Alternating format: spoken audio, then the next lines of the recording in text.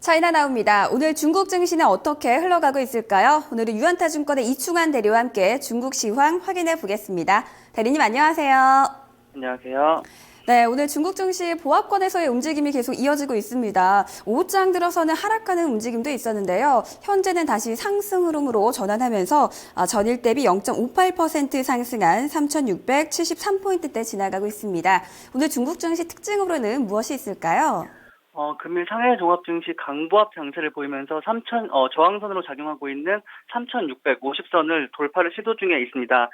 거래량은 줄어드는 모습을 보이고 있지만 최근에 있었던 경제 정책 이벤트 종료에 따라서 어떤 관련된 경기 부양책이 나올 것이라는 기대감이 시장에 있는 것으로 보여지고 있습니다. 하지만 금일부터 내일까지 8개사의 IPO 청약이 진행되고 있기 때문에 당분간 관망 심리를 보이고 있는 투자자들도 있기 때문에 거래량은 소폭 줄어드는 모습을 보이고 있습니다. 금일 상승 업종과 하락 업종을 살펴보면 금융주 관련주들이 좀 긍정적인 모습을 보이고 있습니다.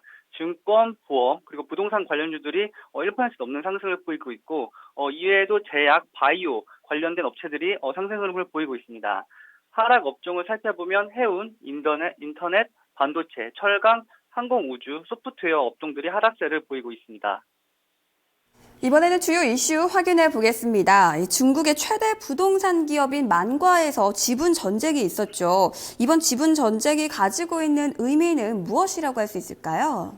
예, 우리나라 말로 망가, 왕커 그룹이라고도 불리는 중국 최대 부동산 기업 같은 경우에 현재 경영권 확보를 위한 지분 전쟁 중에 있습니다. 일단은 업계 1위 대형 그룹을 통한 적대적 M&A 같은 경우는 매우 이례적인 사례라고 할 수가 있는데요. 바오농 그룹 같은 경우에는 기존 최대 주주를 제치고 현재 망과의 최대 주주로 등극해 있는 상황입니다. 이러한 지분 전쟁 과정에서 망과의 주가가 급등하는 모습을 보이고 있는데요. 다음 화면을 한번 살펴보도록 하겠습니다. 다음과 보시는 화면 같은 경우에는 망과의 선전 A에 상장되어 있는 주가의 흐름입니다. 7월 초부터 바오농 그룹 같은 경우에는 망과의 주식을 매입을 하기 시작했고 최대 주주로 올라선 12월 이후부터는 급격하게 주가 상승이 일어서 최근에 약 50% 정도 상승을 하는 모습을 보였습니다. 이에 따라서 망과 같은 경우는 현재 신주 발행 등 자본 개편 계획을 진행을 한다는 명목으로 거래 중지를 금지한 상태인데요. 이는 포이즌 필 제도를 통해서 경영권 방어를 시도하려고 하는 모습으로 해석이 됩니다. 포이즌 필 같은 경우에는 기존 주주에게 신주를 시가보다 싸게 발행을 해서 경영권을 방어하는 제도이기 때문에 이를 위해서 거래 중지를 공지한 것으로 지금 해석이 되고 있습니다. 이번 사례를 통해서 살펴볼 수 있는 것은 분산된 지분 구조를 가진 블루칩 기업들 같은 경우에는 망가와 같이 지분 쟁탈전이 일어날 가능성이 매우 높다라고 해석을 할 수가 있습니다.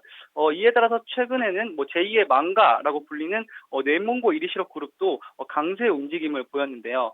그렇기 때문에 분산된 지분 구조를 가진 블루칩 기업들을 좀 유심히 볼 필요가 있다라고 할 수가 있습니다. 다음에 보시는 표 같은 경우에는 최대 주주 지분이 20% 미만인 블루칩 기업입니다.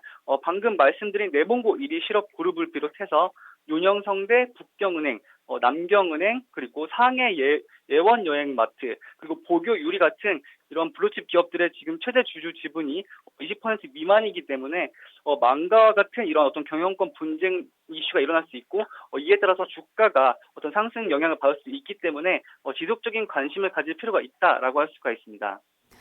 네, 또 내년 1월 1일부터는 한 가구 두 자녀 개정법이 시행될 예정인데요. 이로 인해서 앞으로 중국에는 또 어떤 변화들이 있을까요? 한 가구 두 자녀 정책에 대해서 얘기는 지속적으로 나오고 있었지만 실질적으로 언제 시행되느냐에 대해서는 논의가 없었었는데 최근 21일 전인대 상무위원회에서 인구교육 계획 생육법, 우리나라 말로 하면 출산법이 개정안 심의가 들어갔습니다. 지금 정책인 한 가구 한 자녀 정책을 폐지를 정식 명문화를 하고 한 가구 두 자녀 정책 개정법을 내년 1월 1일에 정식 시행하겠다는 내용을 담고 있는데요. 이외에도 대리출산 금지 그리고 육아휴직 연장과 같은 다양한 내용들이 담겨 있습니다. 실질적으로는 27일 날 개정안이 가결이 된 후에 세부 규칙들이 책정이 될 예정이기 때문에 개정안이 가결된 후에 세부적으로 정해지고 있는 규칙에 따라서 관련 주들이 활발히 움직일 수 있기 때문에 27일 이후를 유심히 살펴볼 필요성이 있다라고 할 수가 있습니다. 네, 그렇다면 한 가구 두 자녀 정책이 시행이 된다면 이로 인해서 좀 수혜를 입을 만한 종목들도 있을 것 같은데요. 혹시 오늘 후광통 유망주도 이와 관련된 종목인가요? 예, 이러한 한 가구 두 자녀 정책에 수혜를 받을 수 있는 종목을 오늘 안내 드리도록 하겠습니다. 중국의 중국 3위 대형 유제품 기업이 광명유업이라는 업체입니다. 동사 같은 경우에는 내몽고 1위 실업그룹과 2위 업체를 이어서 3위에 지위를 차지하고 있는 업체다라고 할 수가 있는데, 동사 같은 경우에는 최근에 국유기업 개혁에 따라서 민영 자본이 투입될 예정입니다. 지금 유상 증자를 진행을 하였고, 이렇게 민영 자본을 투입을 통해서 확보한 자금을 통해서 해외 진출과 해외 업체를 인수를 지금 시도를 하고 있습니다.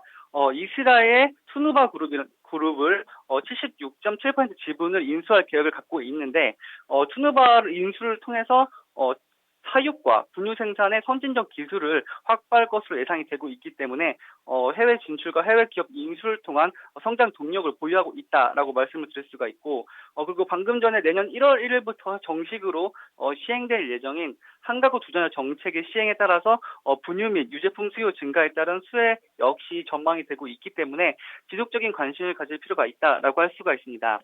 마지막으로 차트를 한번 살펴보도록 하겠습니다. 광명유업 같은 경우에는 11월 중순부터 12월까지 지속적으로 횡보하는 모습을 보였습니다. 하지만 최근 안개 구간에서 햇볕 구간으로 전환이 되고 트레이더 신호 3번 신호가 출현하면서 우상향하는 모습을 보이고 있기 때문에 기술적으로도 긍정적인 관점을 가질 필요가 있다라고 할 수가 있습니다. 네, 중국 증시 마감 앞으로 30여 분 남겨두고 있습니다. 앞으로 어떤 부분을 조금 더 확인해 보는 게 좋을까요? 상해 종합증시 같은 경우에는 11월부터 지속적으로 3,650포인트가 기술적인 좀 저항선으로 작용을 하고 있습니다.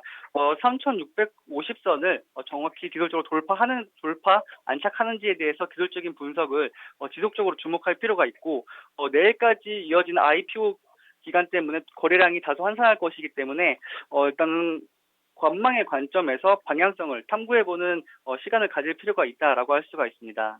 네, 대리님 오늘 말씀 고맙습니다. 감사합니다. 네, 지금까지 유한타증권의 이충환 대리와 함께 중국 시황 확인해 봤습니다.